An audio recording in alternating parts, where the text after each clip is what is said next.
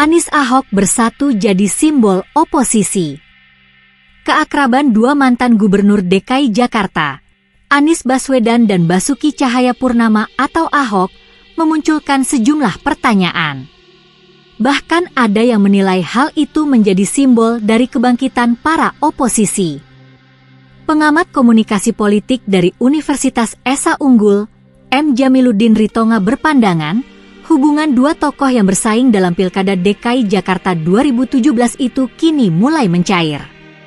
Sehingga, tak menutup kemungkinan kalau keduanya bakal melakukan pidato politik bersama untuk merespons sejumlah isu yang hangat belakangan ini.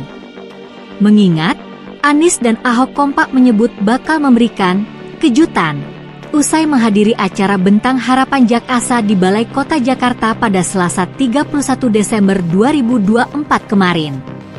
Jamiluddin mengatakan, pidato politik itu bisa mencakup berbagai isu penting, termasuk pilkada melalui DPRD, pengembalian pada UUD 1945, kebijakan PPN 12%, serta pemberantasan korupsi, kolusi, dan nepotisme, KKN. Isu-isu tersebut bisa jadi menjadi topik utama bila Anies dan Ahok melakukan pidato politik bersama, kata Jamiluddin kepada wartawan, Kamis 2 Januari 2024. Selain itu, Jamiluddin juga mencatat kemungkinan kedua tokoh ini akan membahas isu-isu terkait penanganan pelanggaran HAM dan bahkan isu sensitif mengenai pemerintahan Presiden ke-7 RI Joko Widodo, Jokowi, pasca pensiun. Anies dan Ahok menyampaikan hal itu bisa jadi sebagai awal mendeklarasikan sebagai simbol oposisi. Mereka ingin menjadi simbol perlawanan terhadap pemerintahan yang berkuasa saat ini, tuturnya. Langkah tersebut, lanjut Jamiluddin, berpotensi besar terjadi karena kondisi oposisi di Indonesia saat ini dianggap lemah, di mana hanya PDIP yang berada di luar pemerintahan.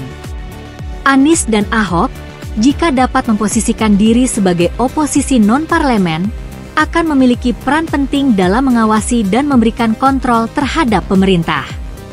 Ini, menurut Jamiluddin, sangat penting untuk menjaga keberlanjutan demokrasi di Indonesia.